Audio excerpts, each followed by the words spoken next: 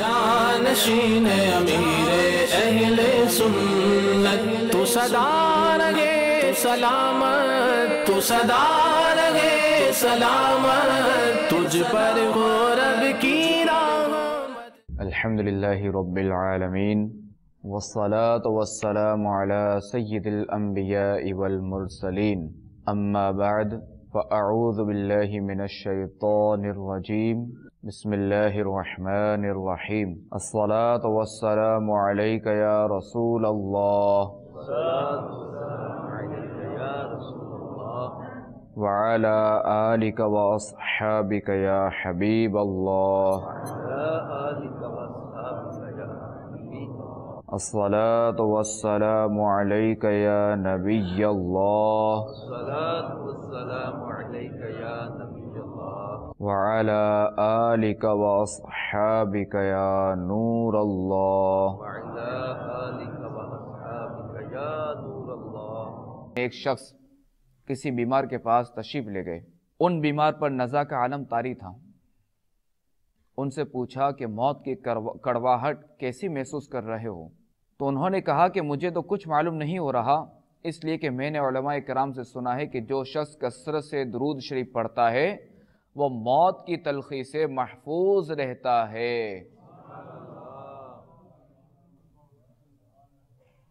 محقق علی الاطلاق خاتم المحدثین حضرت علامہ شیخ عبدالحق محدث دہلوی علیہ رحمۃ اللہ القوی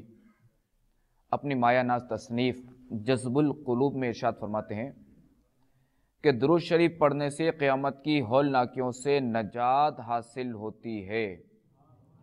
اور سکرات موت میں آسانی ہوتی ہے۔ صلو علی الحبیب صلی اللہ تعالی علی محمد وعلی آلہ وصحبہ وبارک وسلم، صلاۃ و سلاما علیک یا رسول اللہ۔ امام غزالی علیہ رحمۃ اللہ الوالی فرماتے ہیں کہ نزع اس تکلیف کا نام ہے جو صرف روح پر اترتی ہے اور تمام اعضاء کو گھیر لیتی ہے،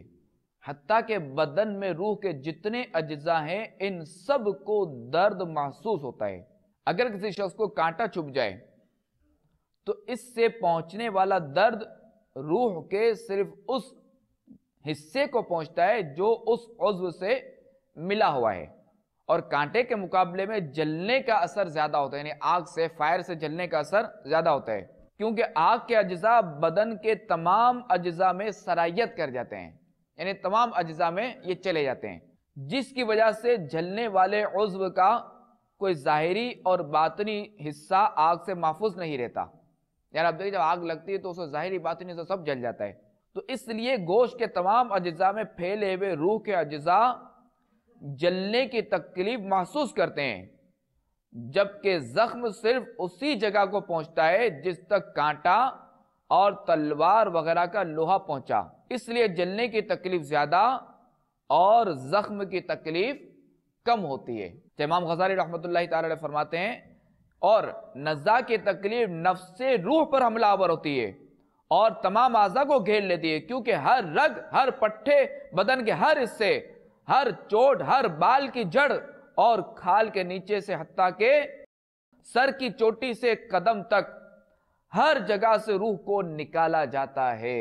اس لیے تم اس کے کرب اور تکلیف کا حال نہ پوچھو۔ حتیٰ کہ بزرگوں نے فرمایا موت تلوار کی مار، آرے کے چیرنے اور کینچی کی کاٹ سے زیادہ سخت ہے، کیونکہ بدن کو تلوار سے کاٹا جائے تو صرف اس لیے تکلیف ہوتی ہے کہ بدن کا روح سے تعلق ہے، تو جب صرف روح ہی کو صدمہ پہنچے تو کس قدر تکلیف ہوگی۔ نیز جب کسی شخص کو مارا جاتا ہے تو وہ مدد بھی مانگ سکتا ہے اور چیخ بھی سکتا ہے، کیونکہ اس کے دل اور زبان میں طاقت موجود ہوتی ہے، لیکن مرنے والے کی آواز اور چیخ و پکار سخت تکلیف کی وجہ سے ختم ہو جاتی ہے، کیونکہ روح نکلنے کی بے انتہا تکلیف ہوتی ہے اور یہ دل پر سوار ہو کر پوری قوت کو ختم کر دیتی ہے، اور مرنے والے کے اعضاء کمزور پڑ جاتے اور اس میں مدد مانگنے کی طاقت نہیں رہتی، اور یہ تکلیف عقل کو بھی ڈھانپ لیتی ہے اوسان خطا کر دیتی ہے اور زبان کو بولنے سے روک دیتی ہے، اور موت کے وقت انسان چاہتا ہے کہ روئے، چلائے اور مدد مانگے، لیکن وہ ایسا نہیں کر سکتا۔ ہاں، اگر کچھ قوت باقی رہتی ہے تو وہ روح نکلنے کے وقت اس کے حلق اور سینے سے غرغرے کی آواز سنائی دیتی ہے، اس کا رنگ بدل کر مٹیالہ ہو جاتا ہے، گویا اس سے وہی مٹی ظاہر ہوتی ہے جس سے وہ بنا تھا اور جو اس کی اصل فطرت ہے۔ اس کی رگیں کھینچ لی جاتی ہیں، حتیٰ کہ آنکھوں کے ڈھیلے پلکوں کی طرف آ جاتے ہیں، اٹھ جاتے ہیں، ہونٹ سکڑ جاتے ہیں، زبان اپنی جڑ کی طرف کھینچ جاتی ہے اور انگلیاں سبز اور ٹھنڈی پڑ جاتی ہیں۔ تو ایسے بدن کا حال نہ پوچھو کہ جس کی ہر رگ کھینچ لی گئی ہو۔ ذرا غور کرو کہ ایک رگ کھینچی جانے سے سخت تکلیف ہوتی ہے، تو اس وقت کیا حال ہوگا جب درد میں مبتلا روح کو بھی کھینچ لیا جائے، اور کسی ایک رگ سے نہیں بلکہ تمام رگوں سے اسے کھینچا جاتا ہے۔ پھر ایک ایک کر کے ہر عضو میں موت واقع ہوگی۔ پہلے اس کے قدم ٹھنڈے پڑتے ہیں، پھر پنڈلیاں، اور پھر رانیں ٹھنڈی پڑ جاتی ہے، اور ہر عضو میں نئی سختی اور شدت پیدا ہوتی ہے، حتیٰ کہ گلے تک نوبت پہنچتی ہے، اور اس وقت اس کی نظر دنیا اور دنیا والوں سے پھر جاتی ہے، اس پر توبہ کا دروازہ بند ہو جاتا ہے، اور اسے حسرت اور ندامت گھیر لیتی ہے۔ اور مبلغ اسلام شیخ شعیب رحمت اللہ تعالی علیہ کہتے ہیں، موت کی تکلیف وہی جانتا ہے جو اس کا شکار ہوتا اور اس کی تکالیف سے دوچار ہوتا ہے۔ موت کی تکلیف تلوار کے وار سے زیادہ دشوار ہے، اس کا درد کینچیوں سے کاٹے جانے اور آروں سے چیرے جانے سے بھی زیادہ سخت ہے، اس لیے کہ تلوار سے کٹ جانے کی تکلیف بدن میں صرف اس وقت تک رہتی ہے جب تک اس میں قوت یعنی حیات باقی رہتی ہے۔ اسی وجہ سے زخمی چلاتا اور فریاد کرتا ہے، جبکہ موت کا معاملہ تو اس کا الٹ ہے، کیونکہ مردے کے دل پر طاری ہونے والے کرب و اضطراب کی شدت اس کی آواز ختم کر دیتی اور قوت کو کمزور کر دیتی ہے۔ موت جسم کے ہر عضو کو اس طرح بیکار اور بے زور کر دیتی ہے کہ اس سے قوت فریاد بھی چھین لیتی ہے۔ موت عقل کو مدہوش اور زبان کو خاموش کر دیتی ہے، اور ساتھ ہی دیگر اعضاء کی طاقت کا بھی خاتمہ کر دیتی ہے۔ مردہ چیخو پکار کر کے راحت چاہتا ہے، سکون حاصل کرنا چاہتا ہے، لیکن کیا کرے کہ اسے قدرت نہیں۔ اگرچہ نزع روح کے وقت سننے کی قوت باقی رہتی ہے، روح نکلتے وقت سینے اور گلے سے گائے بیل کی مثل آوازیں نکلتی ہے، چہرے کا رنگ سیاہی مائل خاکی رنگ میں بدل جاتا ہے، آنکھوں کے سیاہ ڈھیلے پپوٹوں کی طرف بلند ہو جاتے ہیں، انگلیاں زرد پڑ جاتی ہیں، ہر عضو جدا جدا موت کا شکار ہوتا ہے۔ سب سے پہلے پاؤں، پھر پنڈلیاں، پھر رانیں موت کی زد میں آ جاتی ہیں۔ یوں ہر عضو بار بار شدت، سختی اور کرب و اضطراب سے دوچار ہوتا ہے۔ بالآخر جب روح گلے تک پہنچتی ہے تو دنیا اور اہل دنیا نظروں سے اوجھل ہو جاتے ہیں اور حسرت و ندامت اسے گھیر لیتے ہیں۔ میٹھے میٹھے اسلامی بھائیوں اور مدنی چینل کے ناظرین، موت کے بعد ہر شخص اپنی کرنی کا پھل پائے گا۔ اگر دنیا میں اچھے اعمال کیے ہوں گے تو اس کی جزا پائے گا، اور اگر خدا نہ خواستہ نفس و شیطان کے بہکاوے میں آ کر زندگی گناہوں میں بسر کی تو جہنم کی سزا کا مستحق ٹھہرے گا، جیسا کہ پارہ 30 سورۃ الزلزال کی آیت نمبر 7 اور 8 میں ارشاد ہوتا ہے، فَمَن يَعْمَلْ مِثْقَالَ ذَرَّةٍ خَيْرًا يَرَهُ وَمَن يَعْمَلْ مِثْقَالَ ذَرَّةٍ شَرًّا يَرَهُ۔ ترجمہ کنز ایمان، تو جو ایک ذرہ بھر بھلائی کرے اسے دیکھے گا، اور جو ایک ذرہ بھر برائی کرے اسے دیکھے گا۔ تو یقیناً عقل مند وہی ہے جس کے دل و دماغ کے گناہوں کی تباہ کاریاں راسخ ہو، اور وہ خود کو نہ صرف ان سے بچائے بلکہ نیکیاں کر کے اللہ تعالیٰ کی رضا حاصل کرے۔ مگر افسوس صد افسوس، دین سے دوری اور اسلامی معلومات کی کمی کا نتیجہ ہمارے سامنے کہ چہار جانب گناہوں کا بازار گھر میں جس طرف نظر اٹھائیے بے عملی اور بے راہ روی کا دور دورہ ہے۔ حالانکہ احکام خدا بندی عز و جل سے منہ موڑنے کا نتیجہ سوائے تباہ و بربادی کے اور کچھ نہیں ہے۔ تو میرے میٹھے میٹھے اسلام بھائیوں اور مدنی چینل کے ناظرین، نیکی یا گناہ کے دونوں راستے ہمارے سامنے ہیں۔ اب فیصلہ ہم نے خود ہی کرنا ہے کہ ہم کیا کرنا چاہتے ہیں، کہ فرما برداری کے راستے پر چلتے ہوئے رحمان عز و جل کی خوشی مطلوب ہے، خوشی حاصل کرنی ہے، یا گناہوں کے دلدل میں ڈوب کر اس کی ناراضی چاہتے ہیں۔ کہ یاد رکھیے نیکی کے راستے پر چلیں گے تو رضائے رب الانام کے ساتھ ساتھ بے شمار برکتوں سے بھی نوازے جائیں گے، اور اگر گناہ و نافرمانی کے راستے کو اپنائیں گے تو اللہ تبارک و تعالی کی لعنت کا توق مقدر بن سکتا ہے۔ صلو علی الحبیب۔ حضرت سیدنا وہب رضی اللہ تعالیٰ عنہ سے مروی ہے کہ اللہ تبارک و تعالی نے بنی اسرائیل سے فرمایا، بندہ جب میری اطاعت کرتا ہے تو میں اس سے راضی ہو جاتا ہوں، اور جب میں اس سے راضی ہو جاتا ہوں تو اسے برکتیں عطا فرماتا ہوں۔ اور بعض روایتوں میں ہے کہ میری برکت کی کوئی انتہا نہیں، اور جب بندہ میری نافرمانی کرتا ہے تو میں اس سے ناراض ہو جاتا ہوں، اور جب میں اس سے ناراض ہوتا ہوں تو اس پر لعنت فرماتا ہوں، اور میری لعنت اس کی 7 پشتوں تک پہنچتی ہے۔ الامان والحفیظ۔ ہم اس بات سے پناہ مانگتے ہیں کہ ہمارا شمار ان لوگوں میں ہو کہ جن پر اللہ تعالیٰ نے لعنت فرمائی ہے۔ کمر توڑی ہے عصیاں نے، دبایا نفس و شیطان نے، نہ کرنا حشر میں رسوا میرا رکھنا بھرم مولا۔ کمر توڑی ہے عصیاں نے، دبایا نفس و شیطان نے، نہ کرنا حشر میں رسوا میرا رکھنا بھرم مولا، نہ کرنا حشر میں رسوا میرا رکھنا بھرم۔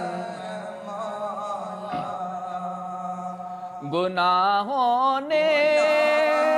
مجھے ہائے کہیں کا بھی نہیں چھوڑا، کرم ہو از طفیل سید عرب و عجم مولا، کرم ہو از طفیل سید عرب و عجم مولا۔ تو بس رہنا سدا راضی نہیں ہے، تاب ناراضی،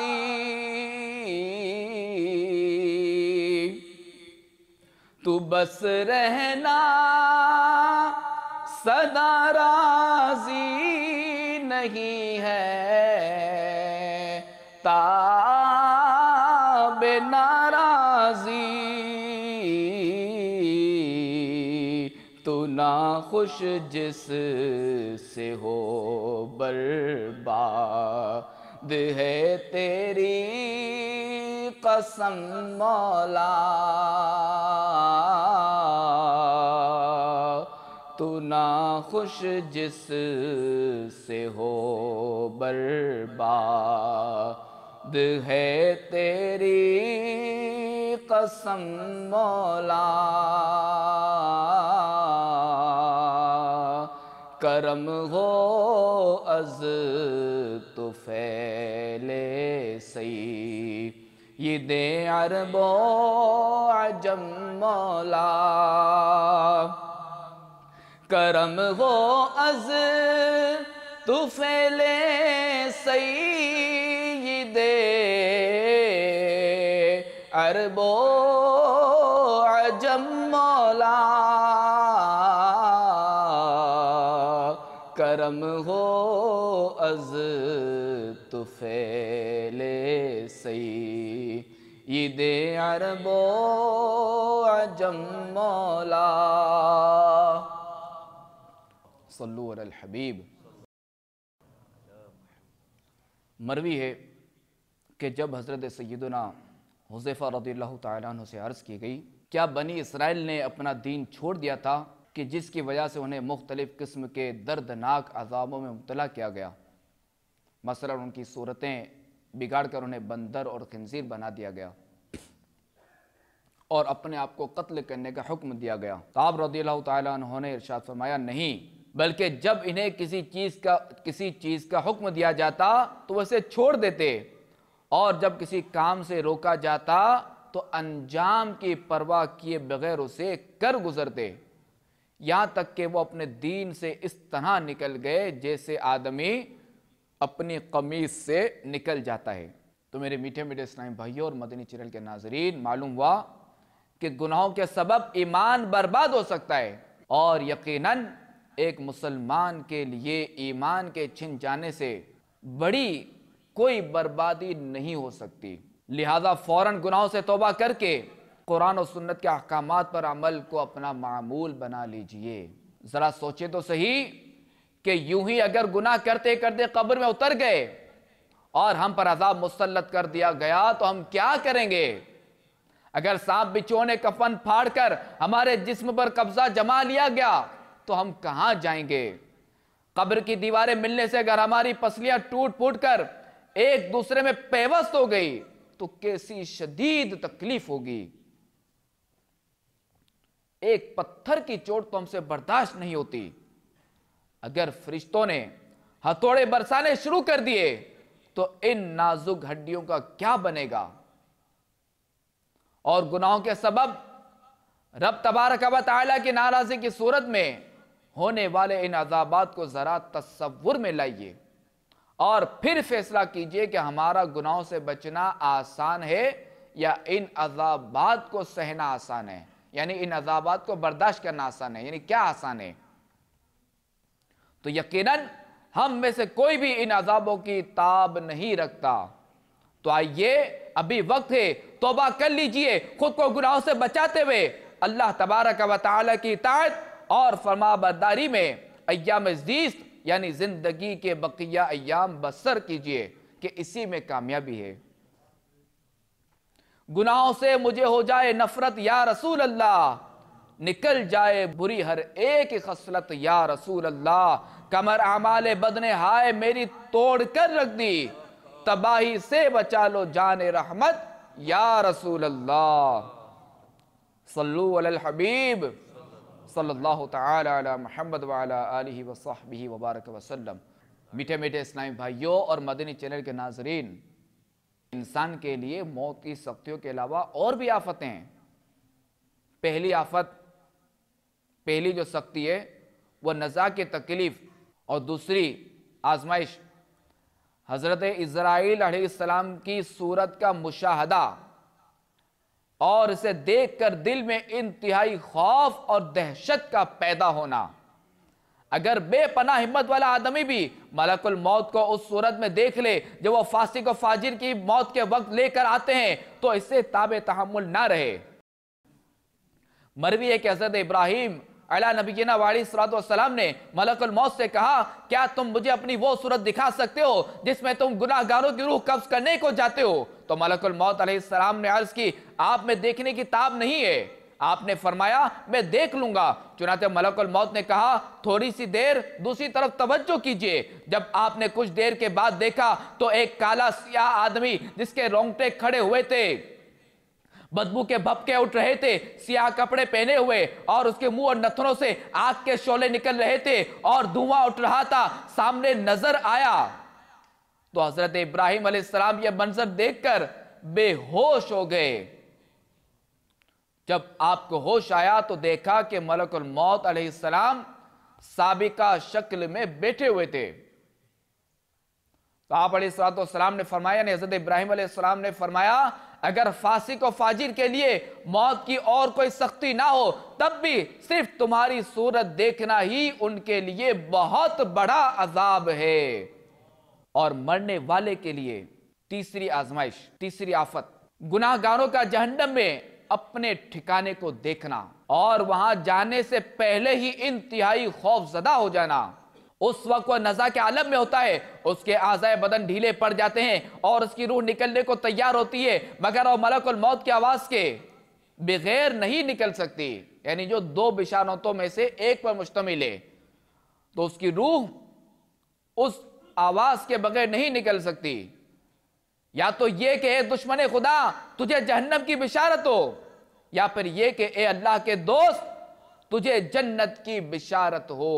اسی لیے عقل مند موت کے وقت سے بہت زیادہ خوف زدہ رہتے ہیں۔ نبی اکرم صلی اللہ تعالی علیہ وآلہ وسلم کا فرمان ہے، تم میں سے کوئی شخص بھی اس وقت تک دنیا سے نہیں نکلتا جب تک کہ وہ اپنا ٹھکانہ، خواہ وہ جنت میں ہو یا جہنم میں ہو، دیکھ نہ لے۔ تو میٹھے میٹھے اسلام بھائیوں اور مدنی چینل کے ناظرین، ہمیں غور کرنا چاہیے کہ ہم تو سر تا پا گناہوں میں ڈوبے ہوئے ہیں، اور ہمارے اوپر موت کی سختیوں کے علاوہ نہ جانے اور کتنی مصیبتیں آ سکتی ہیں۔ اس لیے عقل مندی کا تقاضا یہی ہے کہ موت کو بکثرت یاد کیا جائے، اور دنیا میں رہ کر موت کے آنے سے پہلے ہی، نزا کا وقت طاری ہونے سے پہلے ہی موت کی تیاری کر لینی چاہیے۔ حضرت شداد بن اوس رضی اللہ تعالیٰ عنہ سے روایت ہے کہ رسول اللہ صلی اللہ تعالیٰ علیہ وآلہ وسلم نے ارشاد فرمایا، عقل مند وہ ہے جو اپنے نفس کو اپنا تابعدار بنا لے اور موت کے بعد کے لیے عمل کرے، اور عاجز وہ شخص ہے جو اپنی خواہشات پر چلتا ہو اور اللہ تعالیٰ کی رحمت کی امید بھی کرتا ہو۔ حضرت عبداللہ بن عمر رضی اللہ تعالیٰ عنہما فرماتے ہیں کہ میں رسول اللہ صلی اللہ تعالیٰ علیہ وآلہ وسلم کے ساتھ تھا کہ ایک انصاری آپ علیہ السلام کی خدمت میں حاضر ہوئے۔ آپ علیہ السلام کو سلام کیا اور عرض کی، یا رسول اللہ صلی اللہ تعالیٰ علیہ وآلہ وسلم، کون سا مومن افضل ہے؟ ارشاد فرمایا، جس کے اخلاق عمدہ ہو۔ اس نے عرض کی، سب سے زیادہ عقل مند کون ہے؟ ارشاد فرمایا، جو موت کو زیادہ یاد کرتا ہو اور اس کی اچھی طرح تیاری کرتا ہو تو وہی سب سے زیادہ عقل مند ہے۔ صدر الشریعہ مفتی امجد علی اعظمی علیہ رحمت اللہ القوی موت کی یاد اور اس کے بعد کی تیاری کی ترغیب دیتے ہوئے فرماتے ہیں، جب اس دار فنا سے ایک نہ ایک دن کوچ کرنا ہی ہے تو عقل مند انسان کو چاہیے کہ وہاں کی تیاری کرے کہ جہاں ہمیشہ رہنا ہے۔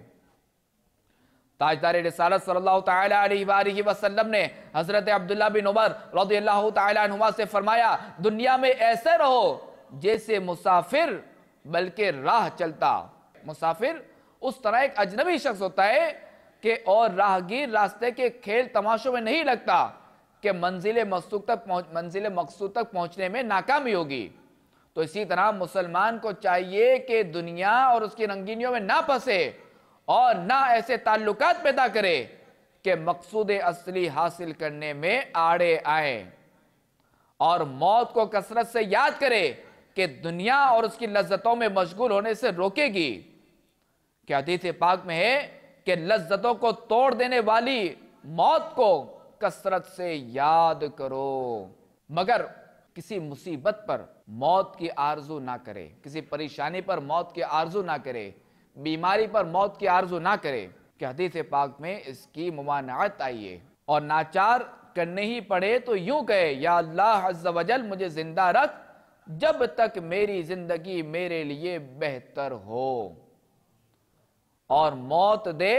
جب میرے لیے بہتر ہو۔ یوں ہی مسلمان کو چاہیے کہ اللہ تعالیٰ سے نیک گمان رکھے اور اس کی رحمت کا امیدوار رہے۔ کہ نبی اکرم صلی اللہ تعالیٰ علیہ وآلہ وسلم ایک نوجوان کے پاس اس حال میں تشریف لے گئے کہ وہ مرنے کے قریب تھا۔ ارشاد فرمایا، تو اپنے آپ کو کس حال میں پاتا ہے؟ عرض کی یا رسول اللہ صلی اللہ تعالیٰ علیہ وآلہ وسلم، اللہ تعالیٰ سے امید ہے اور اپنے گناہوں سے ڈر۔ ارشاد فرمایا یہ دونوں خوف اور امید اس موقع پر جس بندے کے دل میں ہوں گے، اللہ تعالیٰ وہ اسے دے گا جس کی امید رکھتا ہو، اور اس سے امر میں رکھے گا جس سے خوف کرتا ہے۔ تو یاد رکھے روح قبض ہونے کا وقت بہت ہی سخت وقت ہے کہ اسی پر سارے اعمال کا دار و مدار ہے، بلکہ ایمان کے اخروی نتائج اسی پر مرتب ہوں گے کہ اعتبار خاتمے کا ہی ہے۔ اور شیطان لعین ایمان لینے کی فکر میں، جس کو اللہ تعالیٰ اس کے مکر و فریب سے بچائے اور ایمان پر خاتمہ نصیب فرمائے، وہی مراد کو پہنچا۔ تو میرے میٹھے میٹھے اسلامی بھائیوں اور مدنی چینل کے ناظرین، یاد رہے کہ مدنی ماحول اپنانے والا شخص نہ صرف خود فائدے میں رہتا ہے، بلکہ وہ اپنی ذات سے دوسروں کو بھی نفع بخشتا ہے۔ اسے آپ اس مثال سے سمجھیں کہ شہد کی مکھی دیگر عام مکھیوں کی طرح گندگی اور غلاظت والے ماحول سے تعلق رکھنے کے بجائے اچھا ماحول اپناتی ہے۔ وہ چمنستان میں یعنی باغات میں پھلوں اور پھولوں کی صحبت اختیار کرتی ہے، تو اس کے نتیجے میں شہد پیدا ہوتا ہے کہ جس کے بے شمار فوائد بے شمار منافع ہیں۔ اللہ تبارک و تعالی سورۃ النحل میں ارشاد فرماتا ہے یخرج من بطونها شراب مختلف الوانه فیہ شفاء للناس۔ ترجمہ کنز الایمان، اس کے پیٹ سے ایک پینے کی چیز رنگ برنگ نکلتی ہے جس میں لوگوں کی تندرستی ہے۔ تو ظاہر ہے یہ اچھے ماحول ہی کی برکتیں ہیں۔ تو معلوم ہوا کہ اچھے ماحول سے وابستہ رہنے والے افراد جہاں خود قابل تعریف ہوتے ہیں، وہاں دوسروں کے لیے بھی نفع کا باعث بنتے ہیں۔ اور جو مسلمان اپنے دوسرے اسلامی بھائیوں کے لیے جس قدر نفع بخش ہوگا، اسی قدر اس کے مراتب و درجات بلند ہوتے جائیں گے۔ چنانچہ حدیث پاک میں ہے خیر الناس انفعهم للناس، یعنی لوگوں میں سب سے بہتر وہ ہے جو انہیں سب سے زیادہ نفع پہنچانے والا ہو۔ تو میرے میٹھے میٹھے اسلامی بھائیوں اور مدنی چینل کے ناظرین، اچھے ماحول سے وابستگی انسان کے ظاہر و باطن کی اصلاح کا باعث بنتی ہے، کیونکہ اچھا ماحول اچھی صحبت فراہم کرتا ہے، اور یہ تو ہر ایک جانتا ہے کہ اچھی صحبت انسان پر اثر انداز ہو کر اسے بھی اچھا بنا دیتی ہے۔ جیسا کہ علامہ جلال الدین رومی رحمۃ اللہ تعالی علیہ فرماتے ہیں صحبت صالح ترا صالح کند، صحبت طالح ترا طالح کند، یعنی اچھے کی صحبت تجھے اچھا بنا دے گی اور برے کی صحبت تجھے برا بنا دے گی۔ تو میٹھے اسلامی بھائیو، آئیے آپ اگر نزا کے وقت آسانیاں چاہتے ہیں، زندگی کامیاب بنانا چاہتے ہیں، اخروی نعمتیں حاصل کرنا چاہتے ہیں، جنت میں جانا چاہتے ہیں، ایمان پر استقامت چاہتے ہیں، تو آپ دعوت اسلامی کے مدنی ماحول سے عملاً وابستہ ہو جائیں۔ اور دعوت اسلامی کے مدنی ماحول سے عملاً وابستگی اسی وقت مانی جائے گی کہ جب آپ کے ذمے کوئی نہ کوئی مدنی کام کی ذمہ داری ہو۔ اب جیسا کہ آپ نے سنا کہ لوگوں میں سے بہتر وہ ہے جو انہیں سب سے زیادہ نفع پہنچانے والا ہو، یعنی خیر الناس انفعهم للناس، لوگوں میں سے سب سے بہتر وہ ہے جو انہیں سب سے زیادہ نفع پہنچانے والا ہو۔ تو اگر آپ کے پاس دعوت اسلامی کے کسی بھی مدنی کام کی ذمہ داری ہوگی تو انشاءاللہ عز و جل آپ جو ہے وہ آپ کو ایک طریقہ ملے گا کہ نیکی کی دعوت کس طرح عام کرنی ہے، اپنے مسلمان بھائیوں کو کس طرح فائدہ پہنچانا ہے۔ تو خیر دعوت اسلامی کے جو 12 مدنی کام ہیں، تو آپ جو ہے وہ ان میں سے کسی بھی ایک مدنی کام کی ذمہ داری لے لیں اور اپنی زندگی قرآن و سنت کے مطابق گزاریں۔ اور یہ دعوت اسلامی کا جو مدنی ماحول ہے، یہ آپ کو نیکی کی دعوت دینے کا طریقہ سکھاتا ہے۔ مسلمانوں کے حالات آپ کے سامنے ہے کہ مسلمان اس وقت دین سے کتنا دور ہے۔ آج مسلمانوں کی تعداد کے حوالے سے دیکھا جائے، دنیا میں جتنی تعداد ہے اس حوالے سے اگر ہم دیکھیں تو مسجدیں، اگر سارے مسلمان اگر نمازیں پڑھتے ہوں با جماعت، تو یہ مسجدیں کم پڑ جائیں۔ تو میٹھے میٹھے اسلامی بھائیو، آئیے دعوت اسلامی کا جو یہ مقدری مقصد ہے کہ مجھے اپنی اور ساری دنیا کے لوگوں کی اصلاح کی کوشش کرنی ہے، تو آپ بھی آئیے اور اس مقدری مقصد کا حصہ بنیے اور دعوت اسلامی کا پیغام عام کرنے میں آپ اپنا حصہ بھی شامل کیجئے۔ اللہ تبارک و تعالی ہم سب کا ایمان سلامت رکھے، ہمارا خاتمہ بالخیر فرمائے اور ہمیں خوب سے خوب سنتیں عام کرنے والا بنائے۔ آمین بجاہ النبی الامین صلی اللہ تعالی علیہ وآلہ وسلم۔ صلو علی الحبیب صلی اللہ تعالی علی محمد وعلی آلہ وصحبہ وبارک وسلم۔ جانشین امیر اہل سنت تو صدا رہے سلامت، تو صدا رہے سلامت، تجھ پر ہو رب کی